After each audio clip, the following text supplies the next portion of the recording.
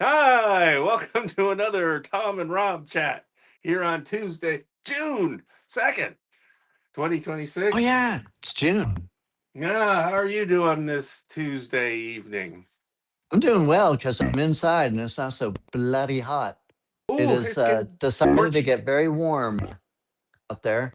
And the weird thing is, now this happens every year, is you and I have gone through many 100-degree Many. days, and it's only about 92, Yeah, but it feels really hot. And yeah. I think it's we just haven't acclimated to the heat yet. I guess it's just the way the winter and spring went.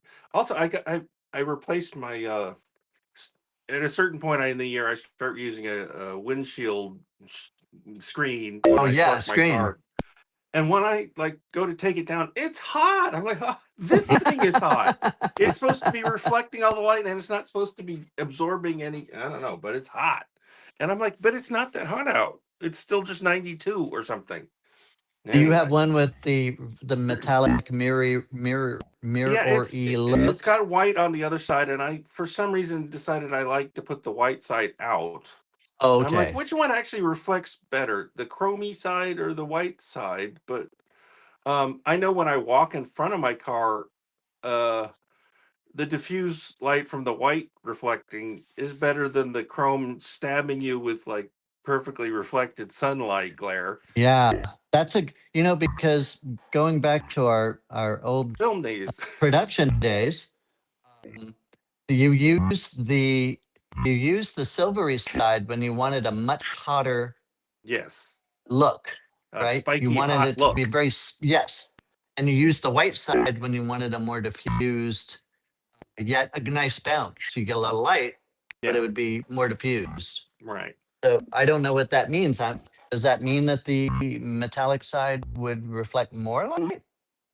Yeah, I don't know, or it just reflects it. I'm like, yeah, which, I mean, I guess a mirror versus a white thing, a mirror is actually going to, Is it 100% in the mirror and only yeah, 90% on it, a? it gets up into the 97, 98, 99, how good, depending on how good a mirror it is. Yeah, I remember when there's we no were such thing as 100, I'm sure, but uh, doing Steve Mims' movie, The Perfect yeah, Specimen, yeah. and we were inside a real house, and Uh-huh. Steve used an arrangement almost like a periscope, took a back bedroom that had sunlight coming in, bounced it off a mirror, and did this thing where the sunlight actually was then being used as a pretty strong light. That's a And I light remember source. him, smiling, say, "Yeah, when you use sunlight in a mirror, you can really kick some ass." And I'm like, "Yeah, he's right. It's like using a 2K light, in the Yeah, and it was strong. yeah, He knew all the tricks, he I'll he tell you had a what. lot of tricks up there." Very experienced filmmaker. Yeah, I wonder what is he doing these days? Although, is he like 70 now? I don't even know what he is. Well, he's about 10 years older than us, isn't he? Yeah, I think I would so. imagine. I don't know Imagine. that for sure, but He he was must have been definitely older. 45 to 47 and 97. I don't know.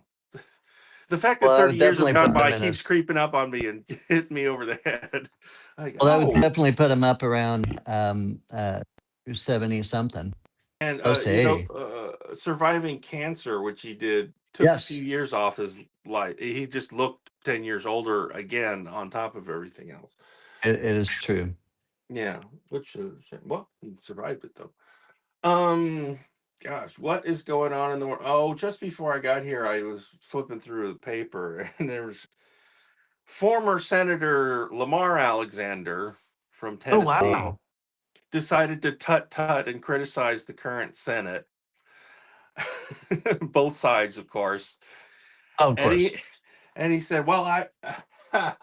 He thinks the Senate could do with a constitutional refresh, and says he knows how he would approach it.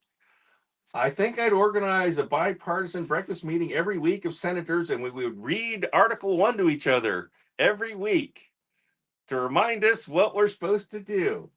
Congress shall be in charge of spending and tax." I'm like, yeah, and then the unicorn will fly in and squirt fairy dust over everyone, and we'll be so happy. Then we'll work together again. I hate stuff like that. It's like, yeah, huh? Yeah, that'll work. Well, After all we've yeah, been through. it's yeah. The way to stop the raw exercise of power and the corrupting influence it has is to stop the raw exercise of power. There's one party that can do this. Every Yeah, member can do it, and they're yeah, still not doing it. yeah.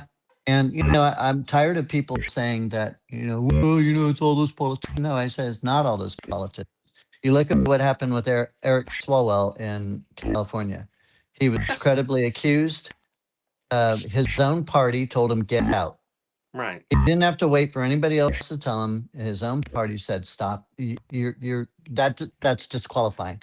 Well, guess what, Republicans? You could do that with your own party too, right? I mean, you could. You choose not to. They're welcoming Paxton right into the gang. Exactly. That guy is. Don't tell me you don't think he's not a disgusting human being. I'm He sorry. is. He's a disgusting human I being. mean, even Texas Republicans thought he was a bad guy. That's how bad a guy he is. How he managed to fly through all that and skate on out and then still keep doing his stuff, I don't know. He was impeached by 162 of his, Fellow. not Republican. I think there's 250 people in the Texas House. I may be wrong, but I think that's correct. I wish Correct. Molly Ivins were still around and writing about Texas politics because she'd be She laying knew all that waste to shit. Paxton.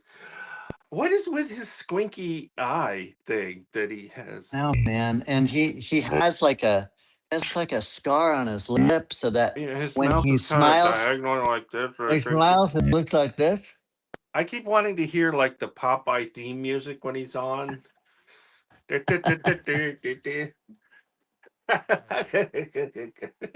then him saying terrible, awful things. And then this whole thing where, Stephen Miller posted about Tallarico that congratulations, Texas, for electing your first transgender Senate candidate. And I mean, sadly, it's like, I kind of know what he means.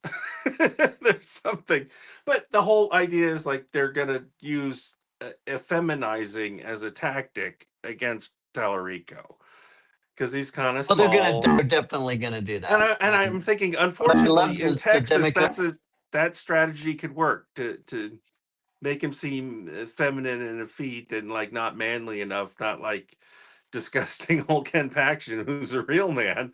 Look how many broads he bags every week. And it's like, yeah, some good old boys can go, yep. That's well, the I don't state know. we We'll live see. in. I think if that's all they got against him, it ain't gonna work. But But if you really get Tallarico up in front of people, talking sense, and they can hear it, they might be able to persuade some people he's a decent fella. And don't you right. want a decent fella instead of a scumbag? Don't you? Yeah. I don't know. I mean, that's what it boils down to. Decent person, scumbag. Can please tell us you can still tell the difference? Can you? Well, I'd Yeah. like to think you can. Yeah, and I don't think it I mean, shouldn't when be I meet controversial to say that. all kinds of Texans out in the world in shops and stuff, one on one, they seem like decent folk who Yeah. understand what a decent guy is. Yeah. But when they go to vote, they vote for, things like Paxton. And I'm like, where are we missing the connection here? Well, I think I'd rather vote for a yellow dog than vote for a Democrat, that kind of thing. Yeah. And I think they've spent so much time convincing people that Democrats aren't just to be disagreed with, but they're demonic or Yes. Yeah. will actually hurt them or kill them if they get into They're power. scheming. They're out to get you. Yeah. And They're they've not just convinced crazy. people of They're that. evil. They're wicked. Right. Wicked. That's a good Wicked. term. Yeah. So, yeah. I don't know. It's it's going to be interesting because the thing about Tallarico did a smart thing, and it's hard to do in the state of Texas because it's so big and there's so many communities. But he did spend a lot of time traveling and talking to anybody who wanted to talk to him. Right. Certainly during the primary part of the deal, he did try to reach out, and he He could go into a place like San Angelo and get 1,000 people in a room Right. who are interested in, and for those of you who are not from the state of Texas, San Angelo is a pretty damn conservative part of the state in the West. And it has Abilene Christian in it. And it has a lot, it has Mhm. a lot of that old time religion influence. And so, but Yeah. he's a Old time preacher, so he can, religion. yeah, give me that old time Time religion. religion. Okay. But he is, he is training. He's completed his coursework as in being I forget, is it Presbyterian? I think it's Presbyterian. You see, I think that sounds right. I was in the room with him and he said it, and I blunked out. Anyway, I'm going to get out of the squeaky chair and get into a less squeaky chair. Because Squeaky, that might be, squeaky. I apologize to all you people listening, all 12 Right. of you. That, Also, maybe it'll be 13 this week. yeah, Also, we are could be aware lucky there's a 13. little buzzy sound on Tom's mic, and we That's what tried I to wanted fix to it, and we apologize couldn't for. quite. It came down to non-standardized cables that wouldn't plug in. And Rob alerted me to this last week. All week to find microphone solutions that weren't on my airplane. Yeah, plumb forgot. And I plumb forgot. I was looking through the Ninja interface here to see if there was a way I could mess with. Sometimes there are these weird little audio filters you can turn off, and then suddenly things go away. Yeah, actually, I now looked that I at the think about settings it, and because one of the things it does, it goes, and I can actually put a high pass filter on that, and maybe it could. I'll think about that before I post it. There might be something I could do to mitigate how loud it sounds in the mix, just because it is a lower noise. Yeah. might be Anyway, able to I might be able put to do out, something with that. do a high pass. Oh, was it?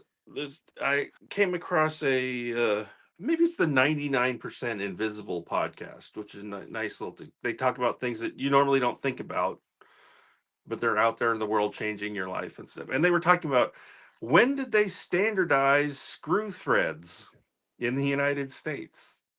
Because it's a big deal. They haven't, have they? Well, they kind of do. They're all basically, you need to put a screw in something. It has a 60-degree angle thread, not a 55-degree angle thread. And apparently, Herbert Hoover, before he was president, but like shortly before he was president, he was like Secretary of Commerce. And he just got a bee in his mind. He's like, we must standardize things. Someone's got to just insist, because people want to standardize, but it's like, I don't want your standard, I want my standard. And then they argue and they never figure these things out. So it takes some organized body or just someone in a place of authority to just say, I'm going to decide. Was it the Bureau of Measurement and Standards? Yeah, and it was important, especially when we were when World War II started. It's like, we got to get everybody using the same screws, and then we got to make sure Britain is using our screws too, because we're sending them stuff. We're sending them Jeeps, and if a Jeep needs new parts, they got to have a screwdriver and a screw set and all this stuff. And Britain had colonized the world, and it had sort of figured out its own standard, and it was different. But they're like, if you want to survive this war, you have to do our standard, because we're the ones not under attack, but supplying you stuff. And they sort of said, well, and very well. It took some arm twisting, because they were very proud as being the British Empire. Like, well, and then since then, the world has like standardized across at least these things. Let me throw you a curveball there. Now, are these the threads for a nut and a bolt? Or are these threads for a screw? Oh, it is a nut and a bolt. That I can see where you need standardization, because then a nut will not fit nicely on the bolt. But for screws, I will say to this You can day, just go on because a they're piece of usually wood at biting anything. into wood or metal, Okay, that I they think I do do mean have nuts and different. bolts. Okay, Literally nuts and bolts. Yeah. that makes more Because it sense just to me. it just won't do it. And And you'd strip it. You would strip it if you mhm, just put brute force on it, and then yeah. you'd never get it off. You basically weld it on there, and good luck So getting it off. everyone like complained when the European Union threw its might behind like USB-C, said everything has to be that. But of course, it's like there's also a certain sense of yay, thank you for finally picking one. Exactly. And so in stopping Apple from doing a different one every 2 years and screwing us again and again and again. And even Apple had to capitulate. Fine. That's why iPhone.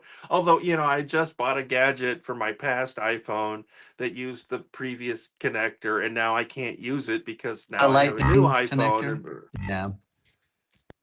But Yeah, I okay, had to but do from that now on, switcheroo this should be myself. a working thing. I did saw a couple of crazy movies. Uh, there's a filmmaker named Boots Riley. Boots. Boots Riley, who's a crazy one-time musician from Oakland, California, turned idiosyncratic, artistically wacky filmmaker. Um, and I'm going to make a point of seeing everything he does because he needs to be supported as a stranger.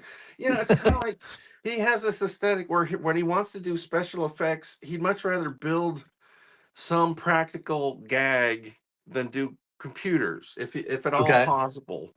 Okay. Almost like Michel Gondry. They're almost toy-like, like miniatures that you can tell they're kind of miniatures, or big mannequins or something.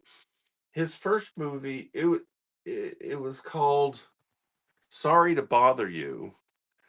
And Okay. it was a little satire about there's a young black man who gets a telemarketing job, and he has to learn to like code switch and put on his white voice on the phone.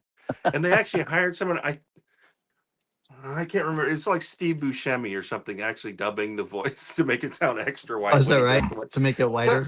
Don't quote me on that, but and it's just this sort of social and workplace satire for a long time. And then Boots Riley has a lot of politics he wants to work out, and they always show up in the last act. And it's almost a sort of he pushes awfully close to communism in terms of workers' rights and the Okay. working class and stuff. And then there's always a third act twist that's just really crazy. And I don't really want to spoil the movie because it was such a funny surprise. Like what the corporation that he's working for, he rises far enough that he sees the secret rooms in the back where they're sort of creating their own mutant slave labor force by hybridizing things. Uh, and you see it in this giant weird prosthetic thing that comes out at the end, like, well, and I remember leaving the theater the first time, and there was this group of kids, and they were kind of joking about it. One guy, I think he was trying to be facetious, like, I kind of saw that coming. And it's sort of like, there's no way you saw that coming. Get it real. And then Boots Riley made an Amazon Prime series. It was like 6 episodes called innocuously "I'm a Virgo." That doesn't mean anything. It was actually about the trials of a young man growing up in Oakland, California, having the normal problems of being a young black man in Oakland, California, Hmm. except he's also 15 feet tall.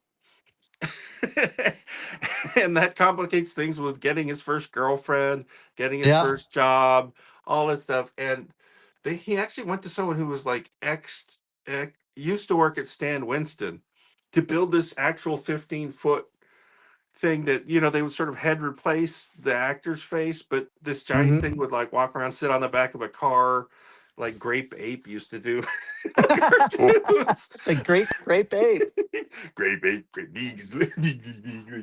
um, and that was a really funny show. And then it turned like from being, it had the same arc where it started out like it was satirizing things just by being slightly off kilter, but basically it was the travails of how being young and working class and black are kind of make life tough. And then all of a sudden there's like a superhero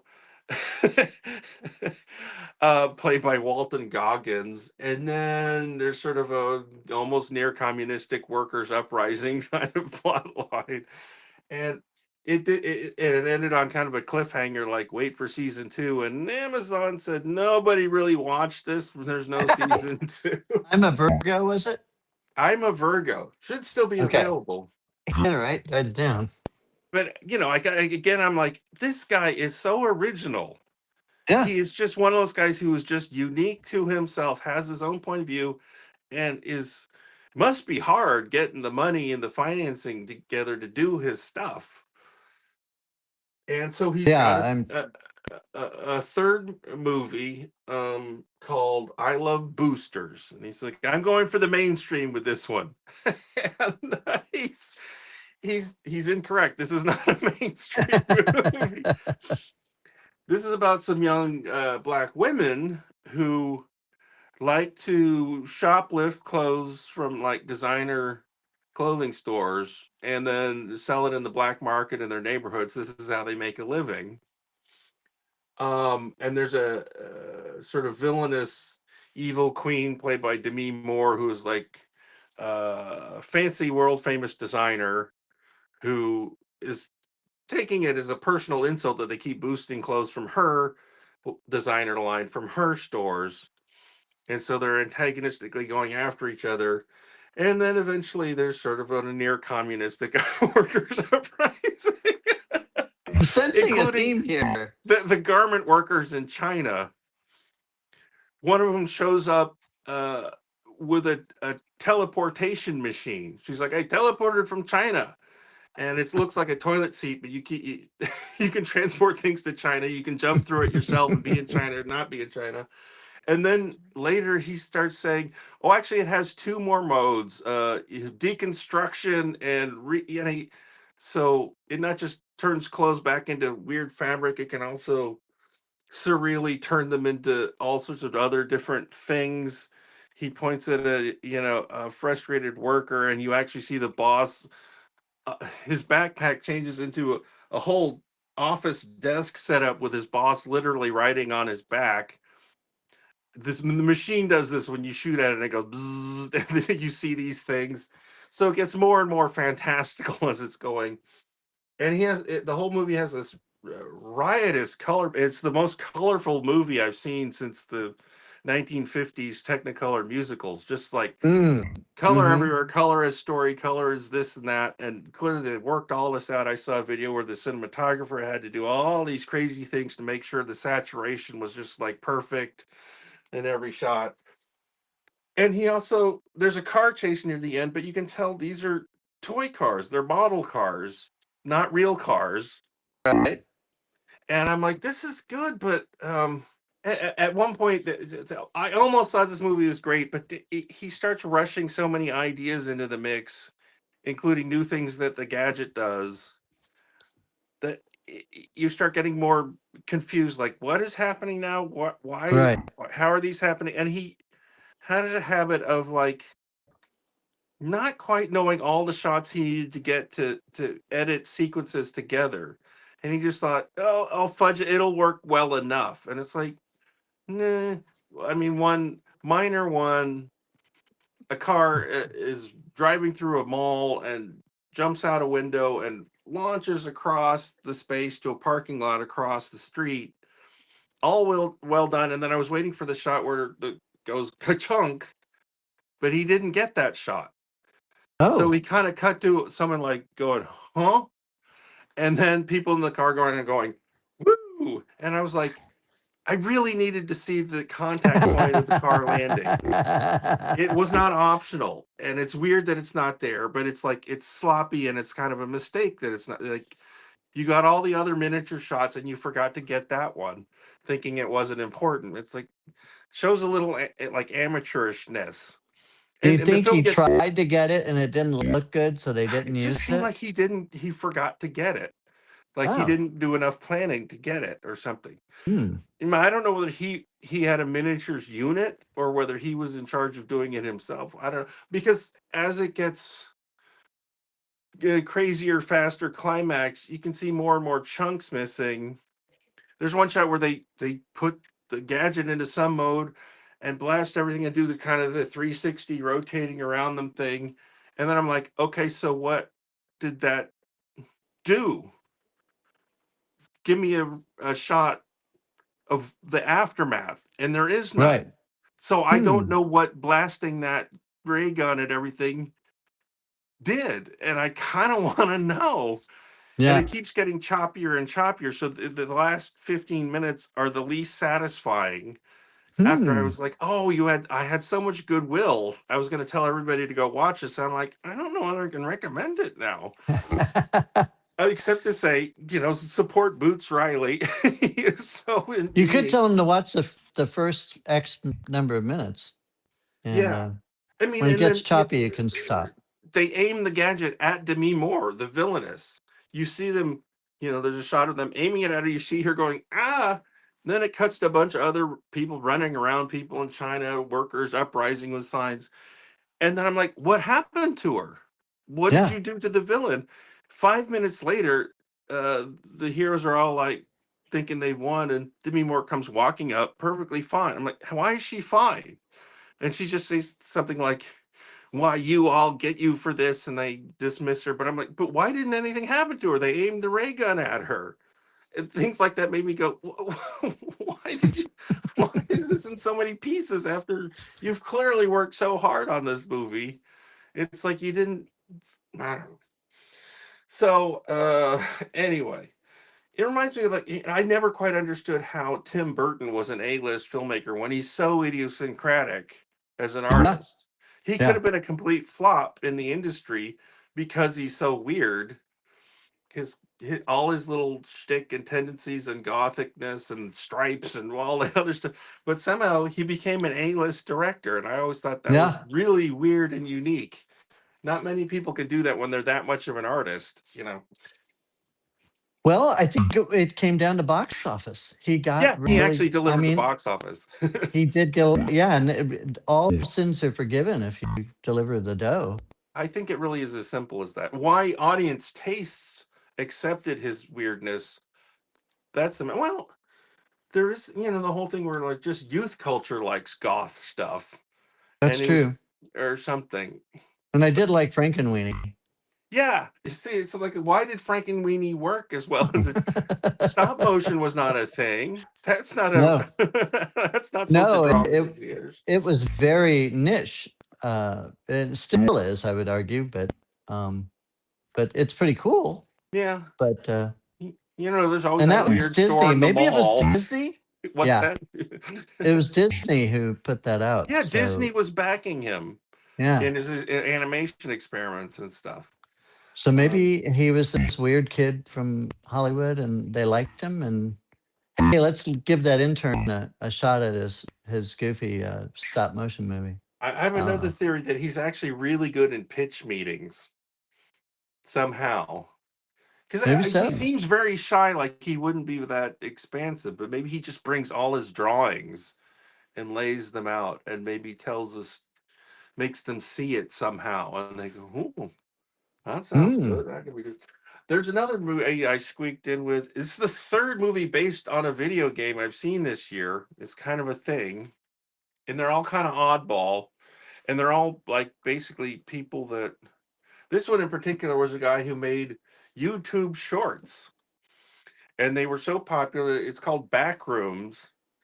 And it's the genre they call liminal spaces. Like, if you go behind the scenes of like if you got into the back rooms of a mall and it's just concrete hallways and mops leaning up and things, and you're like, well, I'm not in the mall, I'm in this weird other space, and it's kind of creepy back here, especially if there's no one here, but you hear kind of footsteps and thudding. Somehow this ignited the imaginations of young people on the internet, but they invented this specific one, which is it's kind of yellow wallpaper of no particular pattern, and beige carpets and hallways that just go on, and weird furniture just stacked up in weird corners. And you know, people actually made video games where you could just walk forever until things started popping out at you. And so they said, and a guy had made a couple of videos like this on the internet, got millions of views. So they let him make a feature film out of it. And it's in theaters and doing well this weekend. It Hmm. has Chiwetel Ejiofor in it. Ah, So like an actual good actor in it. and it's But called then I'm like Backrooms. reading, but he, he is now the director of a feature film in theaters. He's 20 years old, and that Yeah. bugs me a lot. But it's pretty good. It doesn't look like your first like student film. It looks like a movie, given its limited thing. It's like it's doing it very well, and like he must have had a good DP and all the other. It was also a really good chance to just let the audio team go nuts doing you're in this space, fill it with some kind of ambient weird sounds coming from all the 3D speakers. So the whole Mm. movie is a lot of that. And I'm like, they were having fun. That was fill 89 minutes with weird sounds as this guy explores this weird place. Even the New Yorker liked it. Although they Hmm. said, you know, they go from just the mysteriousness of it all, which is kind of compelling, to kind of trying to figure out a backstory and a psychological explanation that like this guy's own, you know, personal traumas are like manifesting in this twilight zoney area, so they have some sort of physical manifestation, and like when you try and actually nail it down and explain it, it kind of loses its magic somehow. Mm-hmm. But I'm just like 20 years old. Dang. That just didn't used to be possible. But you have to show Hollywood I have 30 million views on my Right. videos. And then they'll go, well, Right. then let's have a meeting. You know, and don't spend very much and you got yourself a deal. Well, and I have a theory that Hollywood doesn't know what will sell They right have now. no idea what's They going have on. no idea, and It's kind of like the they're early 70s. They just don't know what to do exactly. anymore. I think we're in that period again. I think they're so confused that their big tent poles are flopping that they don't know what to do, and Yeah. so they're casting about. So it's interesting. And so, I mean, you've got these little distribution slash production studios, A24 and Annapurna and some other things. Hmm. Neon throwing Hmm. money at the Neon did the Boots Riley one. Oh, Um, okay. anyway, I mean, the only thing I did like, because we were almost talking about this pre-show, was that I saw the Spider-Noir series. I'm like, Hmm. that's good. I like It's that. very good. So yeah, I think Marvel and Sony came to an understanding Right. There's still got where some they're rights gonna tangled let up. yes, they're tangled up, but they're gonna allow each other to still use the character. Um, whereas I think Marvel gets to use it. Sony said, "Yeah, you can use Spider-Man in the Avengers and stuff," Right. because he was cut out of that Yeah. until At they a said certain you can do point. it.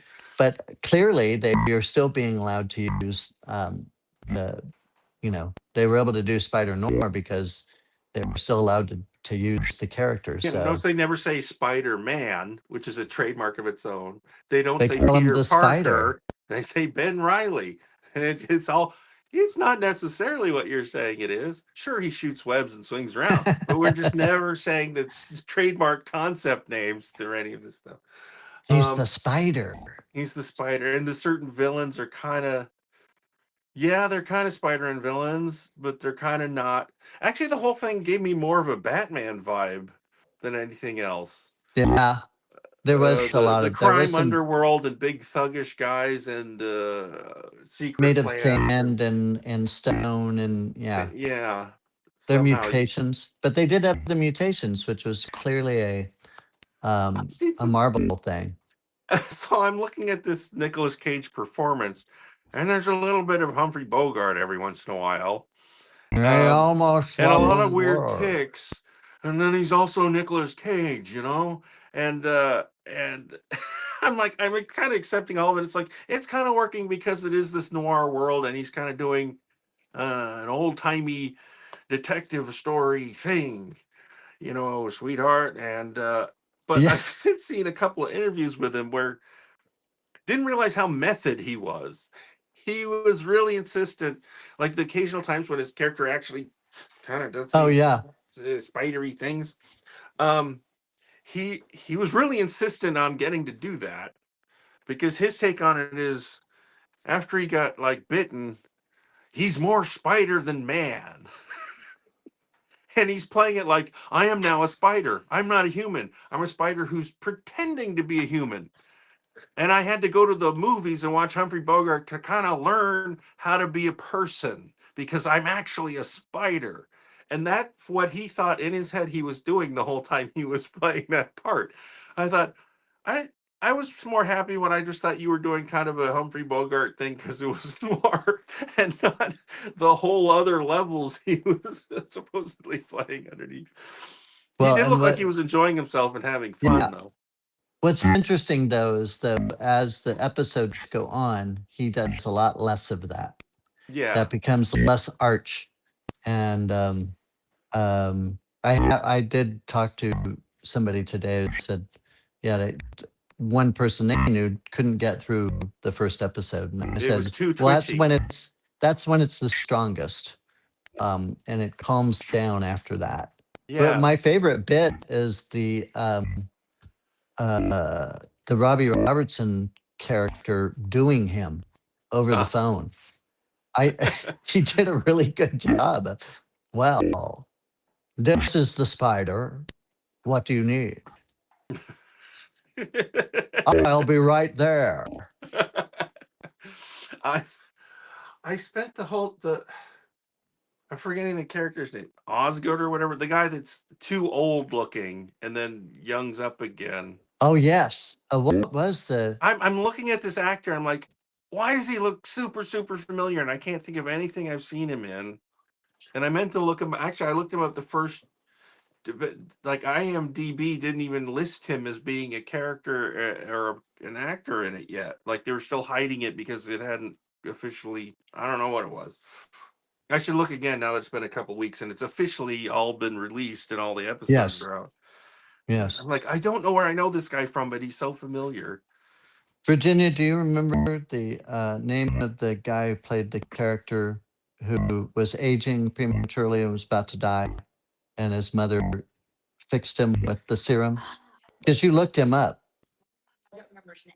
He's He is available for lookup because Virginia, Oh, she has this obsession of looking up actors while we're I watching love doing that. them. I do it too sometimes, especially when we argue about who the actor is. Just blank out. Hint is, I'm always wrong.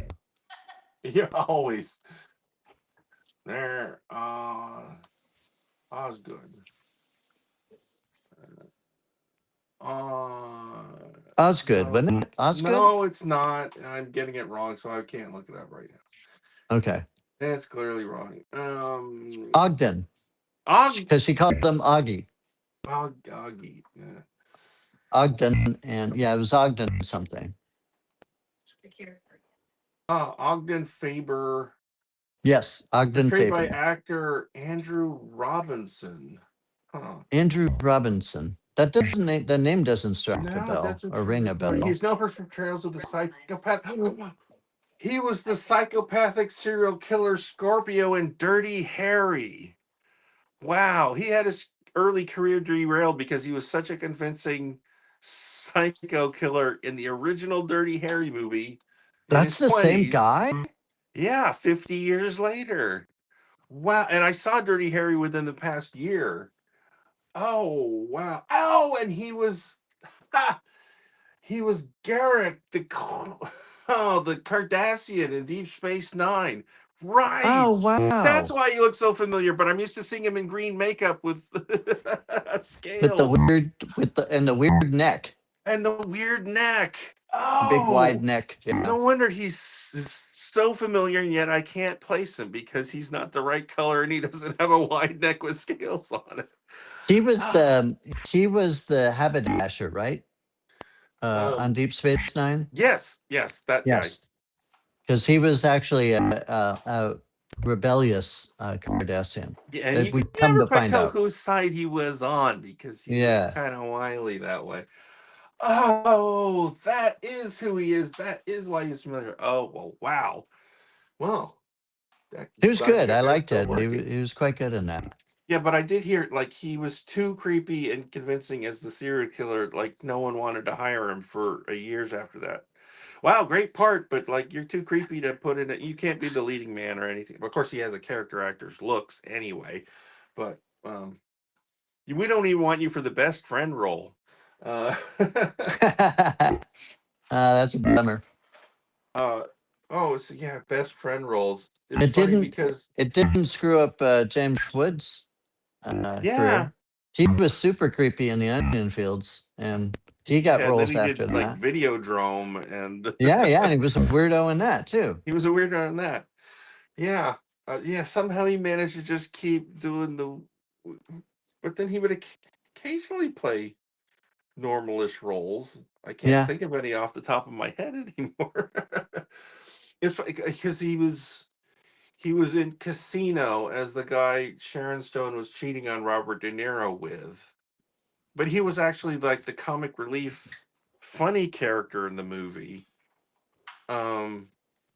Because like the boyfriend was such a dippy klutz, he didn't realize what danger he was in, effing around with Robert De Niro and the mob and everything.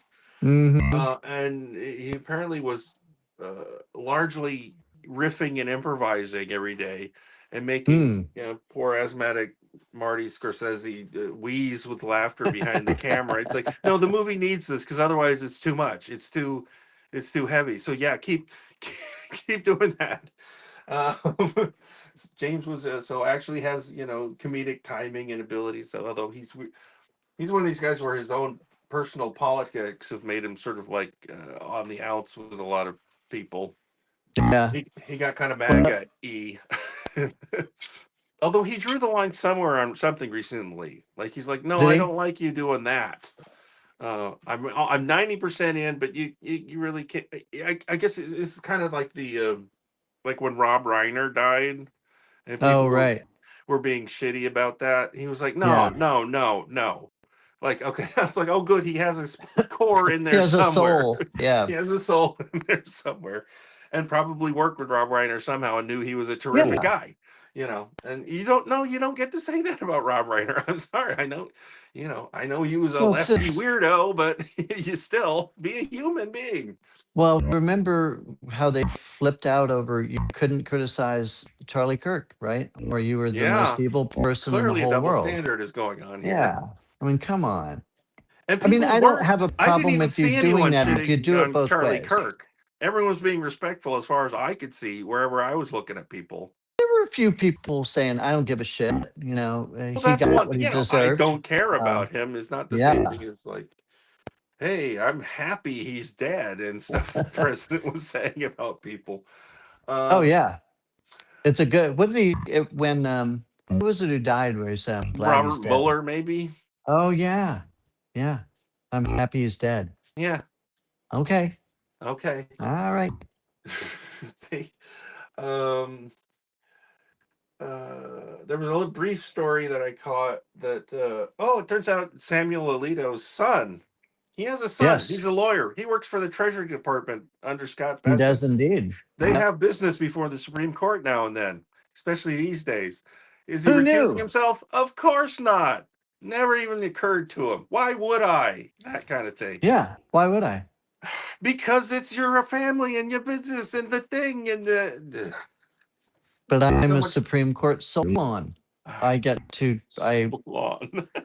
I Nice. get, I get to pronounce from on high. I get to look down my nose at you as much as I want. Although, Exactly. that was from. I found that story in the latest Strict Scrutiny episode, and they do it like an hour 20 long show. Hmm. But they kind of clickbait the title of their video. Alito in new scandal, you'll never believe it. And I'm like, no, I won't. But what is it? I'm like, how much? I'm supposed to find this in an hour and 20-minute long. I find that irritating, ladies, that you would say that and not give me any or clip it out as a 5-minute short. Because actually, it was only 2 minutes of that hour and 20. I find that by going to the audio podcast, reading the transcription and seeing where it was. Yeah. I mean, I did listen to the show, but I kind of missed it because it's hard to. I know that there's a guy named Keith Edwards that posts videos all the time, but I watch them anyway. So his clickbaity things he's posted again and again and again with like basically the titles like "Holy shit" or "Oh my god" or "You won't believe this," and I'm like, no, Why are they what are still you doing that? just tell me an actual subject of what this is. Just Yeah. holy shit is not enough to. I mean, yes, I'll click on it, but like I would click on it if you had a normal title too. But he's one of these guys that went from 0 to 1 million to 2 million views, and I guess he's like, this is what works. But I find it really kind of patronizing. It is. It is. Quite a few of the podcasts that I listen to do that, and it really annoys me. And Yeah. I like you. I'm annoyed by that because it's insulting to one's intelligence. It's insulting to my intelligence, and I don't like that. And it's eventually going to bite you if you keep doing that. Well, and it's not true. Almost all the stuff. Yeah, it is nothing. Like, yeah, like Trump loses his mind in overnight tirade, right? And you're going, It's just the usual. okay, but it's what he's been doing. Or they actually make an AI show him like being carried out by a hospital stretcher. And it's like, no, yes, he did go to Walter Reed, but no, he walked there and then walked out again. And I mean, all you have to say is the guy's had 4 yearly checkups in 19 months. yes. So, you get yearly checkups that often, don't you?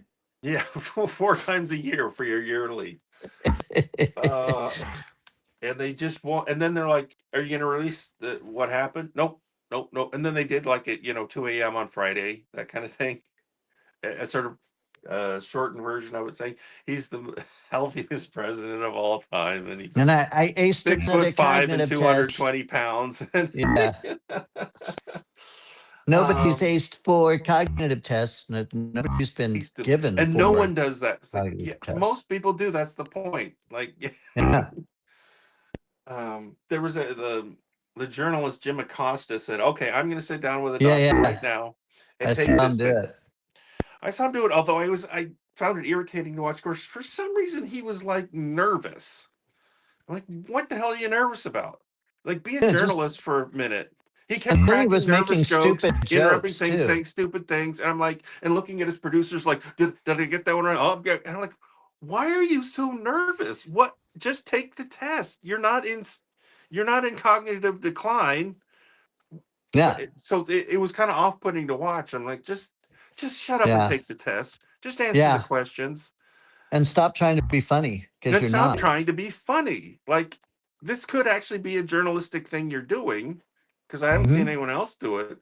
But you're like, you're effing around with it. What are you doing, Jim?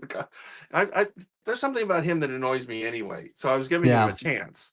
And then I'm like, no, I'm not going to give him a chance anymore. I still don't like him. I don't know what it is, because he's cross-pollinating with a lot of other shows I watch. I'm like, clearly people respect him, but like I don't know what it is. If there were suddenly some weird scandal about him, I'd go, aha, see, I knew there was something. It wouldn't surprise me. I saw it clipped, so it wasn't his entire. Yeah, I actually went to the original source on his own channel. Yeah, I did not. I just saw the clip of the test, and it was still annoying. It was still annoying. But I think you should be failed on a cognitive test if you confuse it with an IQ test. Yes. If you think a cognitive test is an IQ test, you failed. Right. 0 for 0. Or 0 out of 30. That's like just me. There was like a trick test that went around as like a gag saw it when I was in like high school. It says, step one, please read all directions carefully before filling out anything. Yep. You read all the thing, and if you're filling it out as you go, it gets to the bottom line. It says, sign your name at the top and don't write anything else. Right. And if Leave blank. you have to have read all the way to the bottom, and so everyone who writes anything else in is, you get a 0 because you're It's supposed to just have failed. your name. Failed. Scott Pellet of 60 Minutes confronts new 60 Minutes producer Nick Bilton, accuses Mm-hmm. CBS News boss of murdering 60 Minutes. I'm like, good for you. Yes. Go to that meeting and say, you're ruining this institutional show. Mm-hmm. And they got all sniffy with him and like, you're being very rude.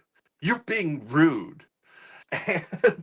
And I'm like, well, and he said, no, your day of like just canning everyone by saying, oh, could you go see HR, and HR is there to say you're fired, Yeah. rather than looking them in the eye and doing it. Yeah. It's cowardly. That's rude. You dismantling this program, that's rude. And I'm like, well, God damn it, thank you for someone actually standing up for themselves, for the show, for their career, for journalistic integrity, for CBS News that once was and now isn't anymore. But he's the only one I've heard do anything like that. Well, a couple of people being fired have said, okay, I don't like this. I don't like what's going down, or I'm quitting on principle, or, Yeah, I've already forgotten the name of the woman whose the woman. contract was Yeah. not renewed. She's the one who did the CCOT piece, and she was She's not been very renewed. vocal. Yeah, and articulate too. So I thought she's done a good job. Not a good enough job for me to remember her name, but I've been very trying good to, job but I otherwise. can't. I know. It's I feel so sad. terrible that I can't remember, but In our defense, we can't remember anybody's name anymore. that's true. What's her name again? Who are Name you again? again? What's the name of that guy? Who's that? But it must be really weird and irritating to just see Bari Weiss walking around, owning the place, and knowing, he actually, Scott Pellet said, you don't have the credentials to be here. You were You not don't. qualified for your job. I'm like, yes, tell her that to her face, because it's true. They keep calling her a journalist. I'm like, She's as far as not I a can tell with journalist. your Never resume, she's a was. blogger. She's a blogger. How does that make you? She's an And opinion journalist. she An was opinion journalist hired. is just someone who writes their opinions down. That's not journalism. How is that journalism? She was hired by the Times as part of their opinion page, which is not on the journalism side. It's on the opinion side. I mean, And she never reported a thing in her life. She never reported a thing in her life. I did read kind of a lengthy New Yorker profile of her, and she, grew up very brainy, grade skipping, college, very rising very quickly, and all and then being kind of active politically in a way. But she was really lefty for a long time, Right. and then all of a sudden made this weird turn. But Around that COVID. made her career keep going faster. So it's like she's chasing that, and then she's suddenly they hand her 60 Minutes. It's like, why don't these people go like, gosh, I feel a little insecure because I'm not qualified to run CBS News. That's terrifying, but instead they go, oh, good, I'm in charge here, and think it's really nice. It's like, where's the just general human insecurity that plagues us all? or just a little bit of humility. A little bit of humility. I don't see. Because she's so arrogant. She's so incredibly arrogant. She called a meeting the first morning and ended it by saying, okay, let's go and do the fucking news.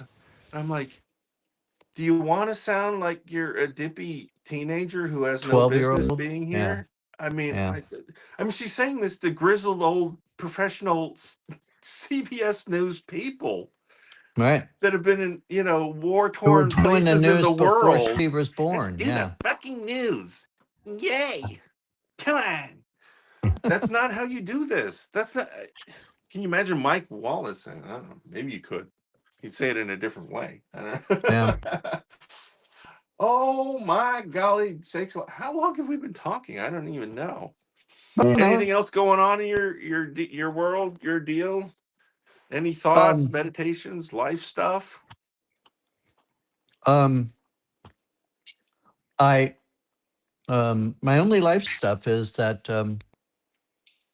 your relationships change. Hmm. And you need to be open to the changing of relationships.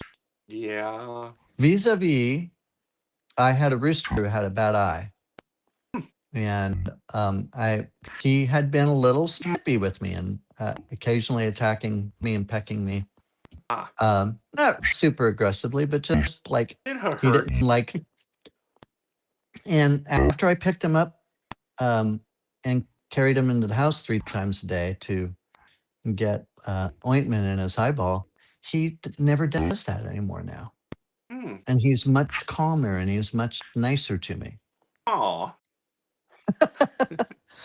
And it's just, I looked it up and I said, well, you were, I apparently made some mistakes that made him think that I was under him. Like he was the alpha and I was He was an alpha-ing interloper. you. Yes. And then now I'm alpha-ing him and taking care of him. And so, he's accepted He's it. actually content with that. Yeah. No, he's He's like, fine. oh, is that the deal? Oh, okay then. All right. Thanks for helping me with the eye. I can see now. I can see now. But Wow. anyway, it's like, you no matter how old you are, how much experience you are or have, you don't know everything, No. And and things do evolve and change. they do change, and you have to be open to that. And so, I'm trying not to yell at people as much as I have, and be a little more open. And it's all because of my rooster Dell. Oh, that's So there. great. That's perfect. I had I used to have this career. Well, it was I called it a hobby all the time, but I realized it was pretty serious of writing text adventure games called Yeah, I interactive remember you fiction. did a lot of those. I did a lot of those, and it was the most. It was my peak prolific years when I was about 29 to 34 because I was doing those games and making the Krone experiment and Hmm. drawing a graphic novel with the guy I met through the interactive fiction all at the same time. However, and for a while I was in my own apartment. I was out on my own and I had a full-time job for a couple of those years too. It's like, wow. And then it all kind of devolved a little bit. Yeah. But I'm like, okay, but it was a really heady time and really fun. And I was also on a chat room like all night long, cracking jokes and entertaining everybody. But it sort of got in the rearview mirror for a while, and then, but the interactive fiction community has continued with new generations of people, especially in a realm like that. Like it can recirculate every 6 years or so. There's been new guys, new games, and I just haven't been following. And then someone just contacted me out of the blue wanting to let me know that my game was doing well in the tourney of champions. And I'm like, what? It's like there were 64 games entered as the best of all time, and we picked one of yours, and it's made it to round 4 of the top 8, about to go into the Wow. semifinals. I'm like, okay, cool. Very You mean people cool. remember? It's like when Buster Keaton was like, "You mean people are watching my old movies from 20 years ago?" It's like, yeah. That's so uh, cool, Rob. but I'm all old and fat and balding now. I don't. Doesn't matter. Your And then he legacy. wanted You to, have a legacy. it sent me interview questions to do an interview with me about my old stuff. Am I planning any new stuff? I'm like, well, I don't know if people are interested. Maybe I could think about Maybe you putting that should. hat back on. Yeah. But I had no idea until this last weekend. And Wow, so that's wild. things happen when you're not thinking about it. And it really gave, again, a self-esteem boost. Like, wow, hey, I remember my games are remembered. People still are kind of curious. Some are playing it for the first time, going, oh, and Which that game one was in it, Rob? Do you particular. remember what the Sorry. which game was it? It's called You First Things First. It's a time travel game. Oh, And nice. apparently, even though there's a lot of science fiction in interactive fiction, there aren't that many time travel games. So I made kind of Huh. one of the standards classic standard time travel game. Oh, do you want to play a time travel game? You should play Rob Wheeler's game because it's I made a lot of short things, but this is the one big full size game in the classic, like the old How does Infocom people one would make a really big game. how does one get to play your game? Oh, there's an internet site to play. There's an internet movie database. There's an Uh-huh. ifdb.org. Oh, And I'm interesting. listed as an author, and then you can click on the game, and there, I mean, because you can play it through web browsers, or you can download standalone applications.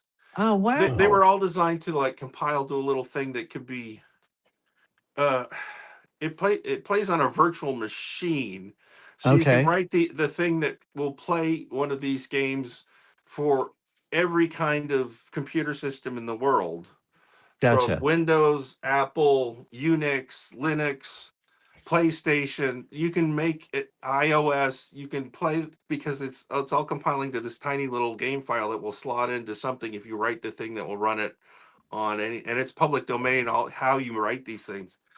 You have to be better than me to know how to write the compiler and the game system. But so if you write a game, it can live forever because they'll keep updating every time they invent a new OS. They will write a thing that will play these games. That is so cool. Yeah, so and it's all text, so it's really small file sizes, and you can transfer them everywhere. But yeah, yeah, and it made me revisit everything. I'm like, oh yeah, I was very busy back then. You I had a lot of were. fun ideas, and it's almost like these things are complicated. It's like, those really fancy Swiss clocks where little people come out every hour and do a little dance and do something else, and you have to build all that. And you Right. have to know if one of them's not doing the right thing. Like, why is his arm not moving right? You have to know how to go in and fix that stuff. So it's complicated, and it uses both halves of your brain. It's the artistic side and the literal language side, and Yeah. it's not the because a lot of people they were computer programmers first, Mm-hmm. then learned how to write the writing stuff. And I come in as a writer guy and had to learn enough computer science to do the thing. So you get different types of games from different people that come from those different directions and stuff. Interesting. Anyway, I played something like that on a PDP-8 at my high school back in 1975, and it yeah. was a Star Trek type game. Oh yes. And we had a teletype thing. You fed the tape into the PDP-8, which was the program, and then you interacted through a teletype yeah, thingy. yeah. And it was really cool. It was I forget how long it took to play, but we loved it. We loved Yeah. playing it, and it was just typing things back and forth. There was So it was something similar. weirdly magical about being able to like interact with a computer, and it's a game, and you are inputting and it says something back that's the right thing. I don't know. Always just captured my imagination. I was a few years younger than you, so the technology had advanced to dumb terminals Mm-hmm. from Mm-hmm. teletype and the inputting with tape. But my dad was a university professor in the All science right. department. So they needed Yes. to do scientific modeling. So they had a VAX 11780 supercomputer, mainframe, not a supercomputer, a mainframe. Right. But it took like a room to have this in it. And and it was Unix based directories. And there was always a file called /games. And there'd be these little text games in there, including adventure games. And it's like, wow. So I could walk over to my dad's office after school and sit there and happily play these things while he's still working and trying to figure out why stars blow up and stuff, That was which was his day that an job. RLM? Yes, at RLM. RLM. All right. Yeah. If for you, those of you who don't know the University of Texas, RLM was the electrical engineering and physics and a couple other department It's physics and building. astronomy and Yes. something. Yes, some and other stuff. And they had astronomy. its own library at the bottom floor. And I Which believe it. Correct me if I'm wrong, but didn't it have a little observatory at the top? there's a tiny little observatory dome on top with a telescope. Yeah. Yeah. Yeah, so it's cool. And you could used to be able to just because my dad was on the 17th floor in kind of the corner penthouse office, which was cool. He snagged Yeah. it early on and just wouldn't let it go. And so it was a really fancy place to be. And he was right next to the stairwell, and you could go up and I used to shoot. He had this little. It was a Star Trek brand phaser gun that shot little plastic discs with a little spring, and they would shoot Wow. down the hallways. And a young Neil Tyson was a graduate student, and I remember like him, like I was going pow pow, pow, and he came out and like almost got hit by my little Star Trek gun and stuff. He probably doesn't remember that, but that's why I remember him. He was cool. He wasn't angry or anything. He was just like So he spent time at UT he as a did. He graduate did student? not actually finish his graduate work there. He moved to a different Okay. school, got whatever that degree was, and then finished his doctorate in yet another place. But he was a young Okay. graduate student in the 70s Because he and was a New early Yorker, 80s. if I remember Yeah, correctly. he He grew up spent a in New lot of York. time dancing. Apparently, he was a very athletic and sexy dancer, and got his Wow. wife that way, I dancing in I clubs had here in no Austin. idea. I had no idea. And he was charismatic and he was very handsome. I just remember that the Yeah. 25-year-old Neil deGrasse. He didn't have the deGrasse in his name back then. He was just He was Neil just Neil Tyson. Tyson back then. But just the fact, because my dad has had a circulating group of grad students my whole life for 50 years, and Hmm. I don't remember all of them, but I remembered him. And so when he became famous, I'm like, I know who that is. Um, Yeah, his status and celebrity is well deserved. He's such a good advocate for science just in Yeah, the he is. world, just an advocate for it. And he'll go on all sorts of adversarial shows where people try and like gotcha him with stuff, and he's just so reasonable. It's very calm He's had it, he and has his thoughtful. worldview figured out, Yep. and it's an accommodating one. Show me the data, and I Yeah. will incorporate it into my thinking. If it's actual data, if it's Yeah. actual stuff. The whole idea that people like RFK like figure out what they want to have proved and then try and figure Reverse out engineer science it. that gets to that. It's like, no, the whole point of science is you can have your hypothesis, but Right. if you get the data and it says your hypothesis is BS, you have to throw it out. You So we need revise your something else that hypothesis. explains Right. the data, because the data Exactly. is real and everything else is just thinking of stuff. And they Because don't if you understand that have the about science. right, if you have the endpoint and then you have to work towards that endpoint, you it doesn't work. You have to throw things out. You have to cherry pick, because otherwise, the data would lead you there. If it's not leading you there, it's because that's not where it wants to go. Yeah. And you have to accept So, that. right. People, especially the anti-science people, do not understand how rigorous science actually is as practiced, and the scientific Yeah. method, how rigorous it is. What And the they purpose actually, of all those double-blind studies is. It's right. rigorous. It's Yes. rigorous. Right. And, a lot of those things should not be, they should not, because I was a science reporter in my early days when I was a young man. They gave me all the science stuff because, oh, you take computer science. Why don't you handle this? And a lot of journalists do not understand. They think that a study comes out and the people are pushing that the study means or says this, and they Mhm. think it's, oh, well, it's that. No, it's a study. How many people were in the study? Right. What kind of a study was it? Was it a longitudinal study? Was it like you said, a double blind, rigorously tested with a control group and then the experimental group? Or it's like, um, if you don't know all that stuff, then you're not going to be able to explain it to other people. I Science reporting in the United States is really bad, in my yeah, opinion. the people who are dismissive of scientists or scientific experts it's as if they just think like anything else, they're just making stuff up. and proposing it. It's like, you don't understand. You don't understand. And they give them a hard time when they're not definitive, but Right. they're actually being the way a scientist should be. It's like, well, there is no definitive. This is our best understanding Ending at given the this data time. we have. Yes, and this could all change if we get more or better data. Right. And Yeah. they can't hold that against scientists. Well, they don't know what they're talking Yeah, about. the They're whole not sure of COVID thing. It's like, themselves. we didn't know. Now, Exactly. 2 months later, we know something else. Now, 3 months later, we know something else. Oh, you Yeah. keep changing. It's like, that's not, that doesn't mean we're lying to you. And we weren't lying 5 Yes, months that's not a ago. bug. That's We a have more feature. data now that this has gone on longer. Exactly. Exactly.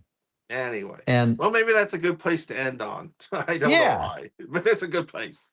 I like it. I like it. All right. All right. Well, I'm going to cool. get the audio thing figured out, Rob. Okay. All right. We'll be back next week, hopefully. And right. all right, stay cool. It's hot out there. Yeah. All right. Yeah. Bye All bye, right, Tom. everyone. Thanks for talking. Bye bye. Bye, Rob.